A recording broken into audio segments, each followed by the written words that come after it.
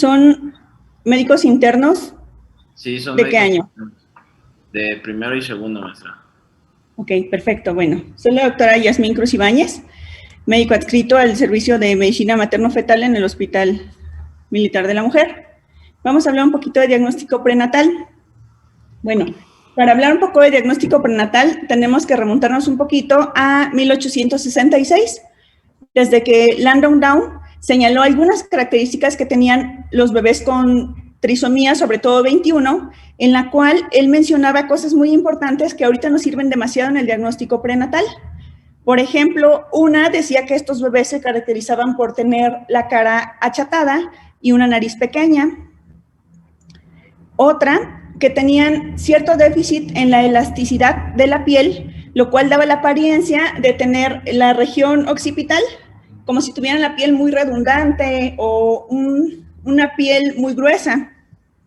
Y eso, bueno, ya nos sirvió para que posteriormente, en los años 90, pues eso se integrara al diagnóstico de cromosomopatías. Se vio que por medio del ultrasonido también podíamos medir ese plieguecito nucal que llamamos translucencia nucal cuando lo revisamos en el primer trimestre y nos servía para hacer un tamizaje adecuado de cromosomopatías.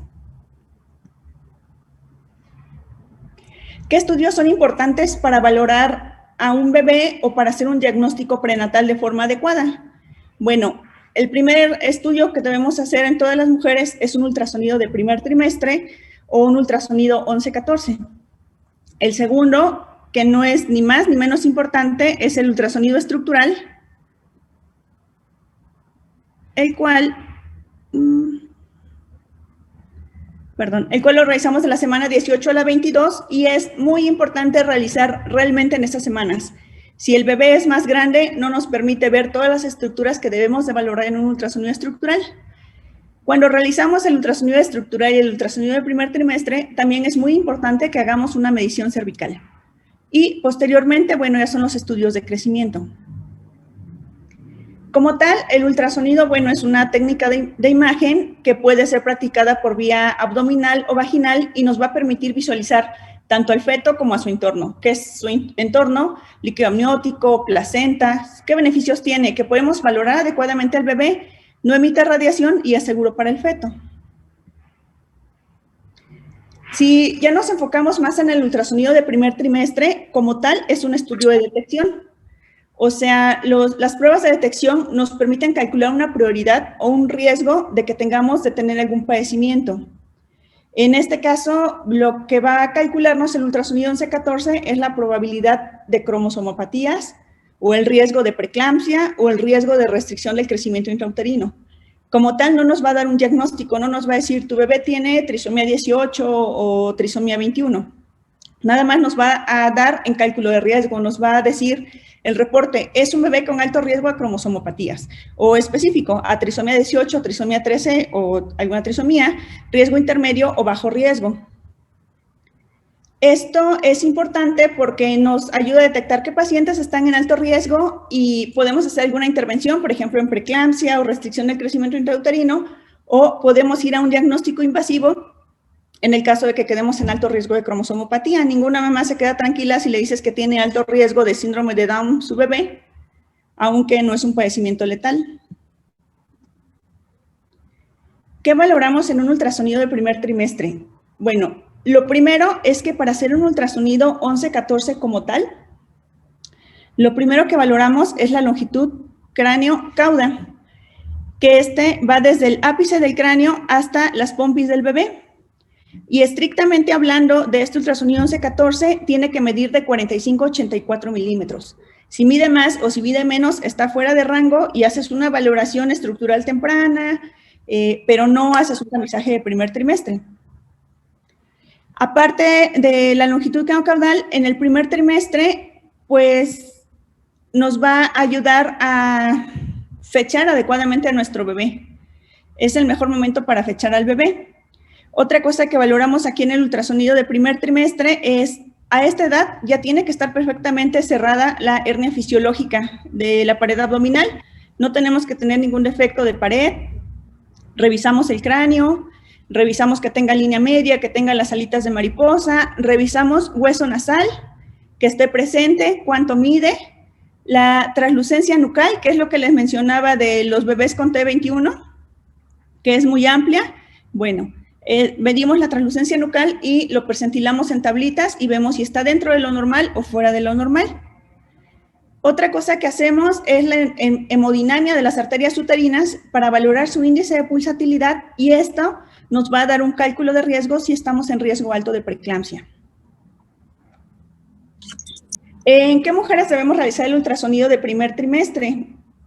Bueno, anteriormente se decía que nada más en las pacientes mayores a 35 años, en las que tuvieran factores de riesgo. Realmente no. El tamizaje de primer trimestre tiene que ser para todas las mujeres embarazadas, y esto es independientemente de la edad que tenga la mamá. Debemos realizar un ultrasonido de primer trimestre, ya que todas las mujeres tenemos cierta probabilidad de presentar alguno de estos padecimientos, y es importante conocer en qué grupo de riesgo se encuentran. Independientemente del riesgo que vayas a tener de cromosomopatías, es muy importante hacer un ultrasonido de primer trimestre, porque puedes detectar un feto con acrania que no lo vas a mandar hasta el segundo trimestre y sacar un bebé de 20, 22 semanas por algo que es incompatible con la vida que pudiste haber detectado desde el primer trimestre. O un defecto de pared abdominal, bueno, por lo menos ya vas platicando con la madre de qué se trata, los riesgos que tiene, y no le das toda una sorpresa cuando nace el bebé. Como tal, todos tenemos un riesgo a priori, bueno, todas las mujeres tenemos un riesgo a priori de presentar alguna cromosomopatía, dependiendo tanto la edad materna como la edad fetal. Por ejemplo, ya todos es reconocimiento general que el riesgo a priori de trisomía 21 es más bajito para una mujer de 20 años comparado con una mujer de 35, 40 o 42 años. En una mujer de 20 años a las 12 semanas es de 1 en 1068 pacientes. Si ya hablamos de una mujer de 35 años, el riesgo es de 1 en 149 pacientes. O sea, a ver, ¿cuál tiene mayor riesgo de tener? ¿Cuál es un mayor riesgo? ¿1 en 1068 pacientes o 1 en 249 pacientes? 1 en 247. 1 en 247. Okay. Entonces, si vemos que una mujer de 40 años ya es 1 en 68, ya es mucho más alto el riesgo, o una mujer de 42 años, 1 en 38. ¿Okay? Y aparte de eso, también el riesgo va disminuyendo conforme avanza la edad gestacional. Por ejemplo, si el bebé tiene 40 semanas, es 1 en 1527, comparado con un bebé que se hizo el tamizaje a las 12 semanas, que es 1 en 68. ¿Esto por qué? Porque la mortalidad aún en la trisomía 21 va aumentando conforme avanza la edad gestacional. Y no es tanto que entre más grande se lo haga es menos probable que lo tenga, sino que quizá comparados con todos los bebés, pues ya fallecieron bastantes. Y esto es más claro todavía en las cromosomopatías que no son compatibles con la vida. Por ejemplo, la trisomía 18, en donde el riesgo de 2.484 disminuye a 18.013. O en la 13, que disminuye muchísimo más, de 7.826 a 42.423. ¿Ok? Todos en sí tenemos un riesgo a priori. ¿Qué pasa aquí? Después de que hacemos nuestro tamizaje de primer trimestre, tomamos, les digo, todas las medidas, huesito nasal, translucencia nucal, valoramos también el flujo del ducto venoso, el flujo tricuspidio, el flujo de la arteria hepática, y se mandan marcadores séricos. Se manda PAPA y se manda fracción beta. Ya que hacemos el ultrasonido, nos metemos a una calculadora fetal de la Fetal Medicine Foundation y ahí nos va a decir en qué riesgo está nuestro bebé. Los bebés que están en bajo riesgo son los que tienen un riesgo menor a 1 en 1000 de presentar alguna cromosomopatía. Estos bebés que están en bajo riesgo, como tal, están en bajo riesgo, pero no tienen riesgo nulo de no presentar, pero el riesgo es muy bajito, tanto así como 1% de trisomía 21, y aquí lo que se hace, ya no se le hace mayor tamizaje, no se proponen más estudios, y lo único que se hace es dejarla para el ultrasonido estructural que va de la semana 18 a la 22. Pero si una paciente está en alto riesgo, nos los va a marcar como que tiene un riesgo mayor a 1 en 50 pacientes, en los cuales tenían la edad materna del bebé, las características del bebé, la translucencia nucal de ese bebé, y esto nos marca que ya es alto riesgo, mayor a 1 en 50, y aquí ya tenemos que proponer algún diagnóstico invasivo para esa mamá y ese bebé. Pero ¿qué pasa si quedamos en riesgo intermedio? Si quedamos en riesgo intermedio, son los bebés que están en un riesgo de 1 en 51 a 1 en 1000. Y en estos, con la misma calculadora de la fetal, metemos los demás datos que nos van pidiendo y nos hace otro recálculo de riesgos. Si quedamos con un riesgo menor a 1 en 100, lo dejamos en bajo riesgo, ya no hacemos más estudios. Si queda en alto riesgo, mayor de 1 en 100, pasa como si desde un principio hubiera estado en alto riesgo y le tenemos que proponer todas las alternativas de diagnóstico a esta paciente. Después de esto sigue el ultrasonido estructural.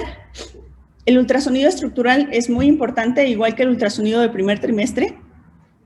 Y aquí tenemos que hacer una evaluación muy meticulosa del bebé. Revisamos todas las estructuras del cráneo, revisamos el tamaño de los ventrículos, revisamos que tenga línea media, revisamos el cráneo, revisamos qué tan osificado está ese cráneo, revisamos fosa posterior, cómo está el cerebelo, cómo está la cisterna magna.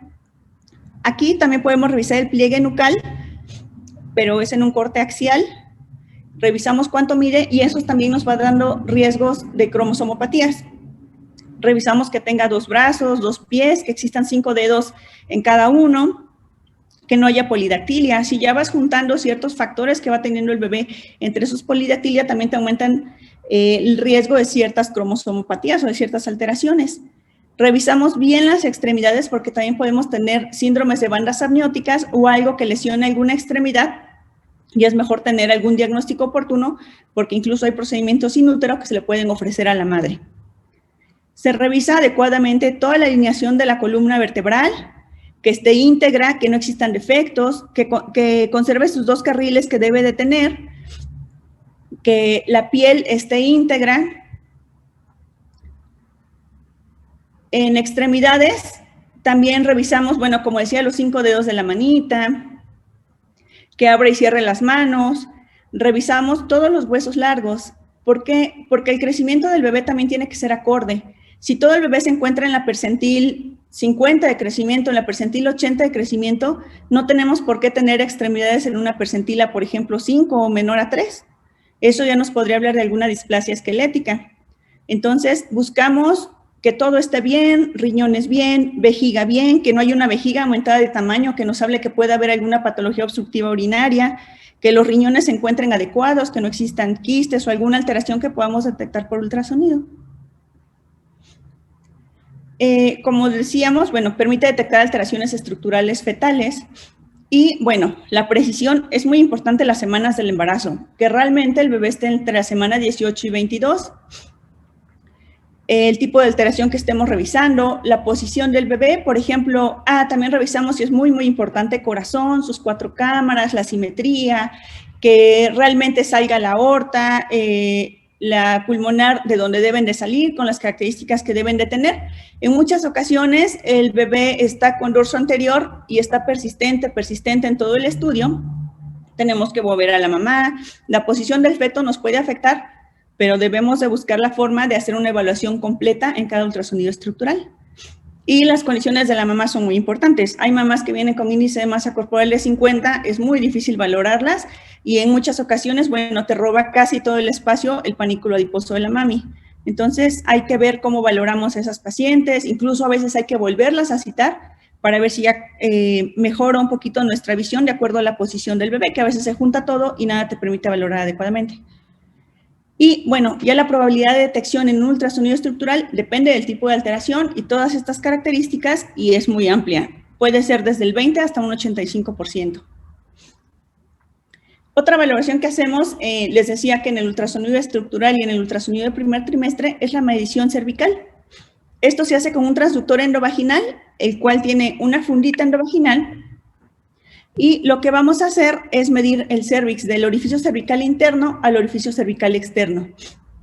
Y de acuerdo a la medición que nos dé, a los antecedentes de la madre, pérdidas que haya tenido de primero o segundo trimestre, embarazos pretérminos que haya tenido, vamos a calcular también el riesgo y con esto le podemos ofrecer a la mamá o un tratamiento médico o un cerclaje dependiendo qué características tenga.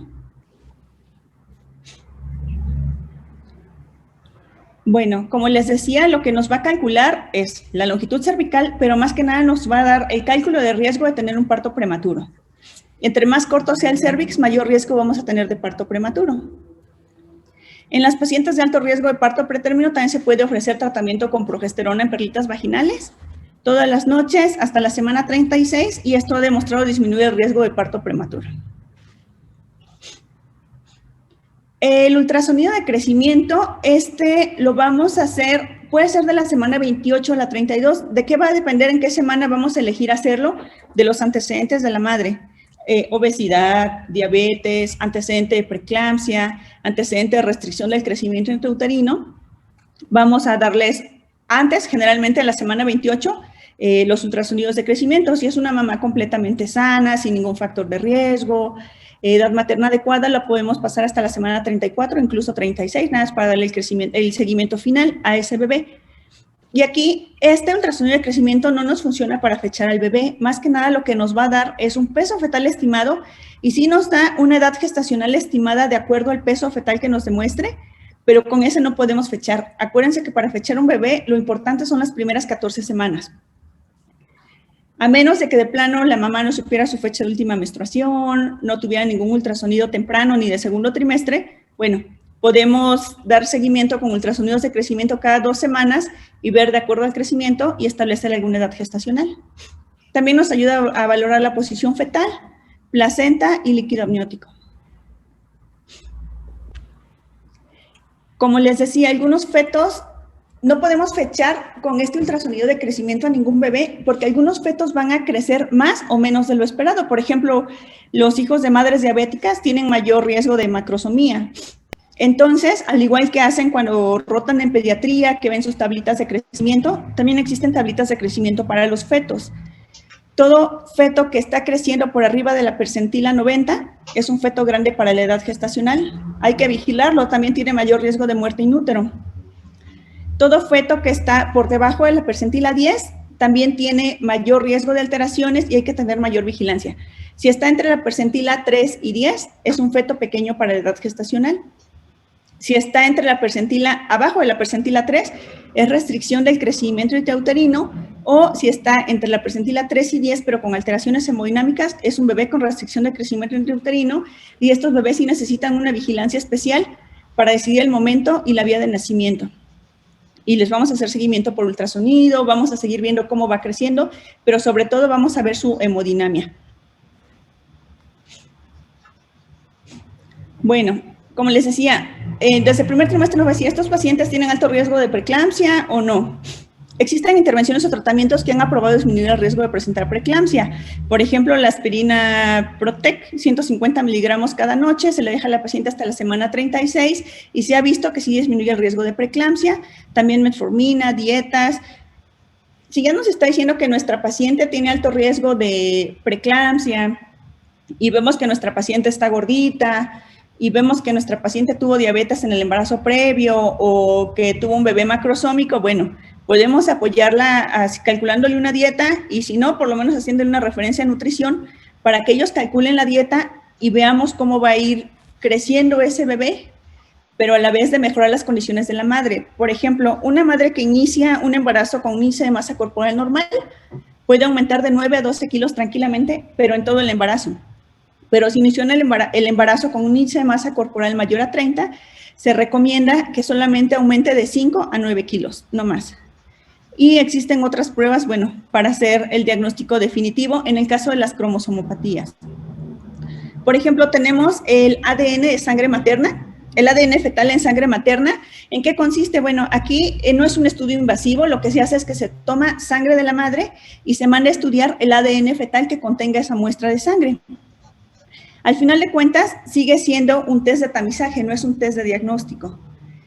Y el resultado positivo lo tenemos que corroborar, ya sea con un estudio invasivo o si la madre lo desea hasta que nazca el bebé, se hace el diagnóstico para corroborar, ya tomando una muestra de sangre del bebé. ya que en 1 a 5% de los estudios no son concluyentes, en muchas ocasiones porque la porción de ADN fetal es muy bajita en relación a la sangre materna que se toma en la muestra, y esto sobre todo sucede cuando la mamá es muy obesa o la masa placentaria es muy pequeña. Si ya tuvimos a un bebé en alto riesgo, ya le ofrecimos un ADN fetal y todavía queremos hacer un diagnóstico definitivo, podemos recurrir a estudios invasivos. Estos nos van a servir para un cribado de aneuploidías en bebés que ya salieron en alto riesgo de cromosomopatías, mamás que ya tuvieron bebés con anomalías cromosómicas en embarazos previos, anomalías fetales que veamos por ultrasonido, por ejemplo, una holoprosencefalia, alguna alteración mayor, y si la mamá no tiene un estudio de primer trimestre, bueno, que tengamos la sospecha de acuerdo al ultrasonido estructural de que ese bebé pudiera tener alguna cromosomopatía, también le podemos ofrecer estudios invasivos. Si ya hicimos un ADN fetal libre, bueno, podemos corroborar el diagnóstico, algún riesgo de enfermedad monogénica, riesgo de infección fetal, confirmación de diagnóstico preimplantación, diagnóstico prenatal de anemia de Fanconi, marcadores de infección, por ejemplo, por citomegalovirus, sospecha de anemia fetal, sospecha de trombocitopenia fetal. Y bueno, el primer estudio invasivo que vamos a ver es la amniocentesis, y esta consiste en la extracción de líquido amniótico mediante la aspiración de líquido vía transabdominal. El objetivo es que tengamos celulitas de origen fetal o amniocitos para poder hacer un estudio citogenético a este bebé.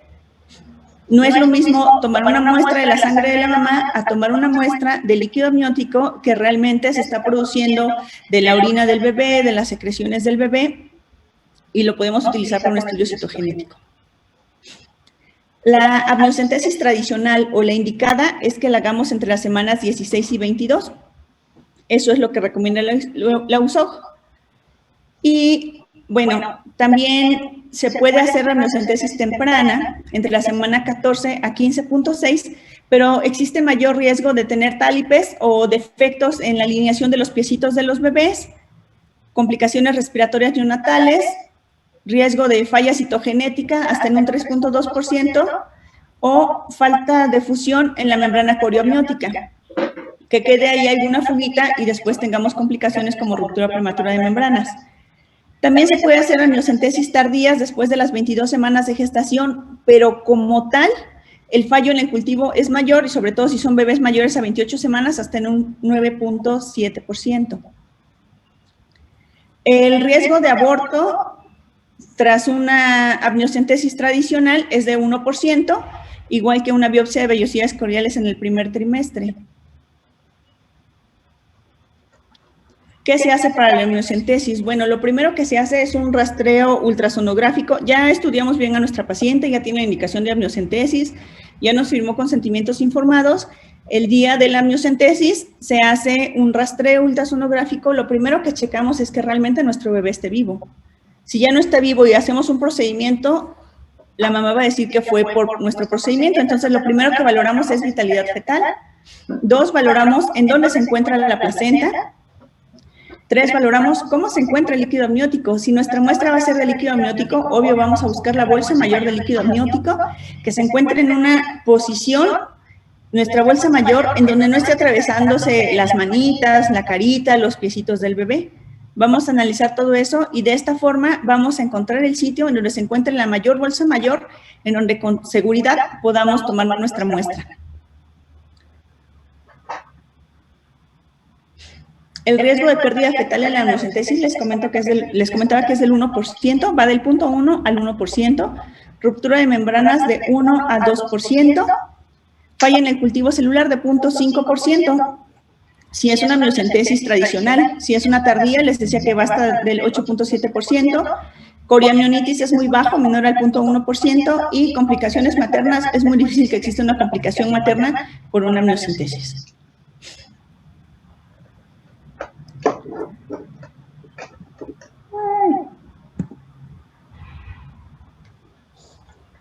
Un segundo, voy a ver si corre el video.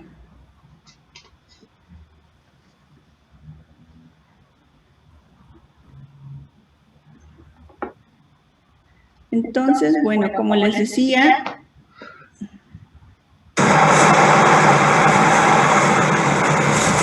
voy al minuto 56. Lo que hacemos, les digo, es un rastreo, checamos dónde está la placenta, cómo está el líquido amniótico, en qué posición está el bebé, se realiza una asepsia adecuada de la pared abdominal, el médico tiene que tener un vestido estéril, se coloca el transductor y toda nuestra amniocentesis siempre tiene que ser guiada por un ultrasonido.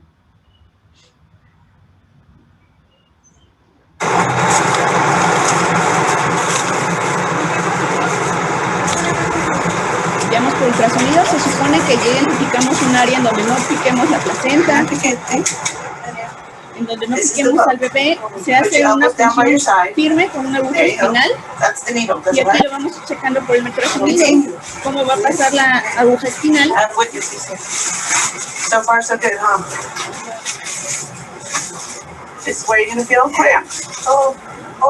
Ahí está la agujita para tomar una amniocentesis segura. Se toman 3 centímetros, nada más para purgar la aguja, y posteriormente ya se toma la muestra con una aguja de 20 centímetros.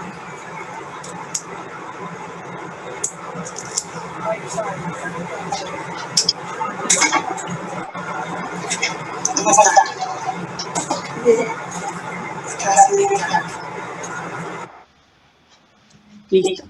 Para cualquier procedimiento, como ya saben ustedes, siempre tenemos que tener un consentimiento informado. Debemos informar a la madre todos los riesgos. Tenemos que informarle, así sea bajo el riesgo para ruptura de membranas, todo tiene que estar por escrito. Para pérdida del embarazo tiene que estar por escrito. Y por lo menos tienen que estar los consentimientos ya firmados 24 horas antes del procedimiento. Tenemos que tener conocimiento del grupo sanguíneo de la madre.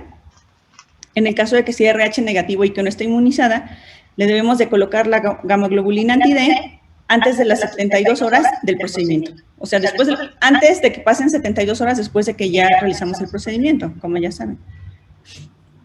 En cuanto a la biopsia de vellosidades coriales, bueno, igual que la amniocentesis, es un procedimiento ambulatorio, es invasivo, y aquí, más que líquido amniótico, lo que vamos a tener es una muestrita de la placenta o del corio.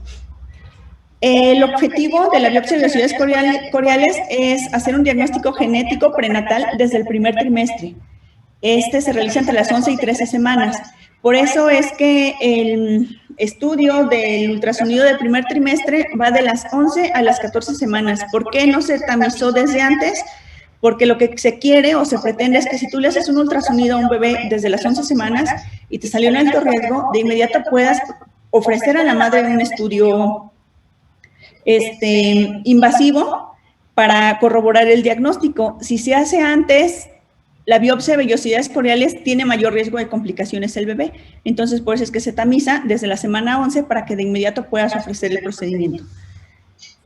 ¿Cuáles son los riesgos que tiene si se hace la biopsia de vellosidades coriales antes de las 11 semanas? Bueno, tiene mayor riesgo de micrognatia, microglosia y defectos transversales. Esta biopsia de vellosidades coriales nos sirve para cultivo, análisis citogenético, cromosómicos, bioquímicos, PCR y MLPA. ¿Cuáles son las indicaciones para una biopsia de vellosidades coriales? Bueno, si hacemos un cribaje combinado de primer trimestre, un riesgo mayor a 1 en 250, todos los pacientes que tengan alto riesgo de cromosomopatías en el tamizaje de primer trimestre, anomalías cromosómicas en gestación previa, sobre todo trisomías, anomalías cromosómicas en uno de los progenitores, anomalías fetales ecográficas detectadas en el estudio morfológico precoz. Les digo que el ultrasonido de primer trimestre no nada más es ver translucencia nucal y hueso nasal, hay que revisar cráneo, estructuras del sistema nervioso, pared abdominal, todo lo que ya nos permite un bebé de 14 semanas. Confirmación de un diagnóstico preimplantación.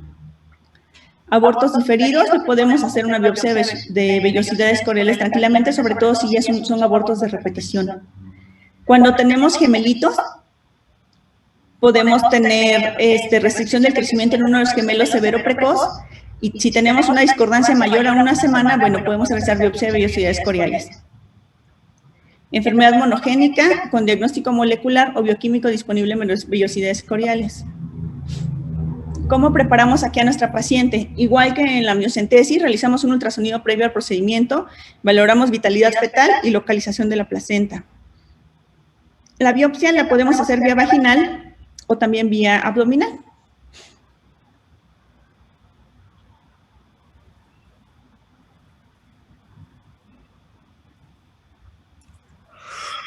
Vamos al 14.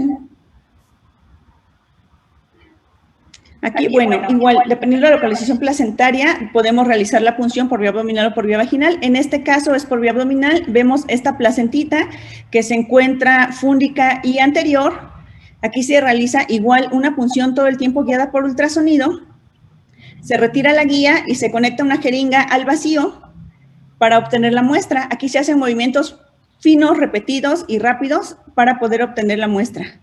Las ventajas que tiene con respecto a la amniocentesis es que el diagnóstico es más temprano. La cantidad de ADN, de muestra de ADN que tenemos es mayor y, bueno, el diagnóstico por la edad es antes que si nos vamos a una amniocentesis. Por vía vaginal, bueno, es prácticamente lo mismo, se hace también guiado por ultrasonido. Vemos si está más cerca de del orificio cervical interno, bueno, elegimos la placenta, elegimos mejor la vía vaginal y se obtiene con una pincita muestra de extracción de vellosidades. Esta tiene que ser mayor a las 11 semanas, de las 11 a 13, menor a las 10 semanas hay mayor riesgo de complicaciones, se coloca un espejo vaginal, se coloca un catéter o unas pincitas de biopsia de vellosidades, dirigimos por medio del ultrasonido la pinza para tomar muestra de la placenta. Si lo realizamos antes de las 10 semanas, les digo, mayor riesgo de complicaciones, sobre todo reducción de extremidades e hipoplasia oromandibular. ¿Cuáles son los riesgos de la biopsia de vellosidades coriales? Bueno, es sangrado vaginal, pero realmente el que más se emplea es vía cervical y es muy bajito, menor al 6%. Aborto es 7.4%. Y el riesgo de aborto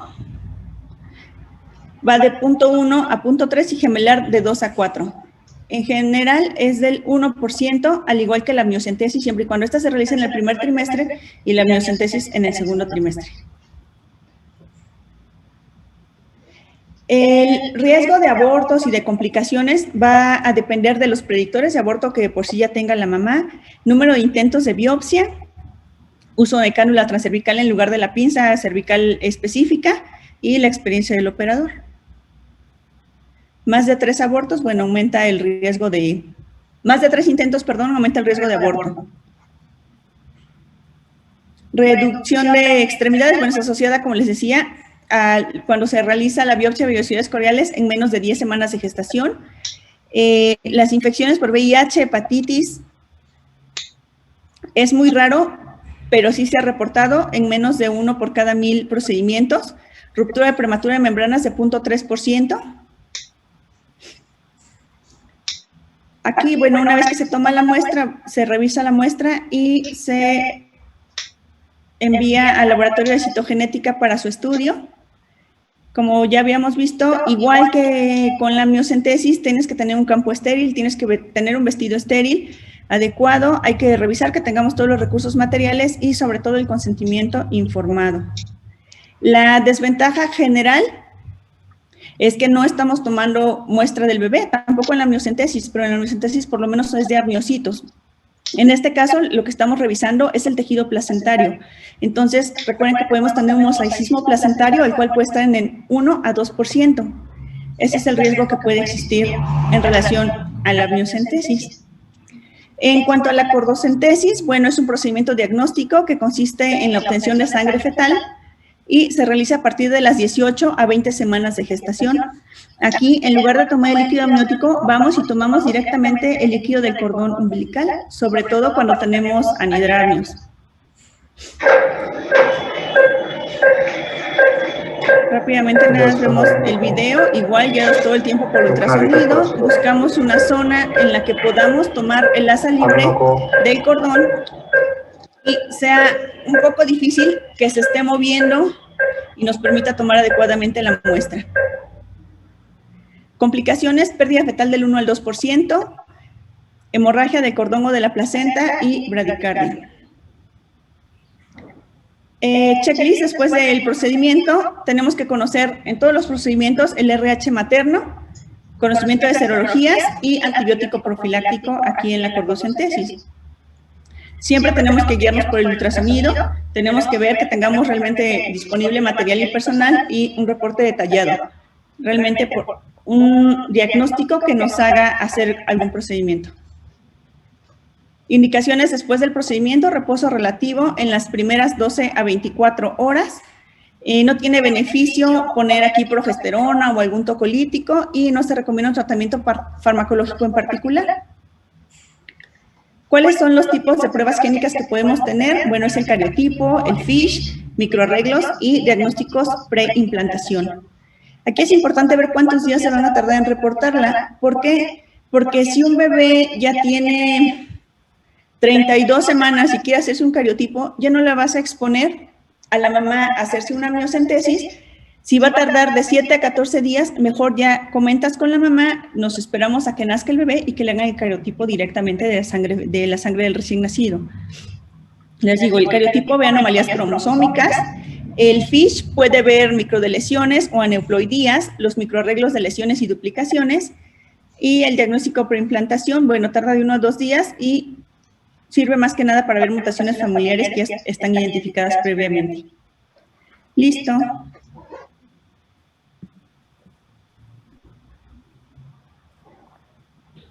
¿Tienen alguna duda?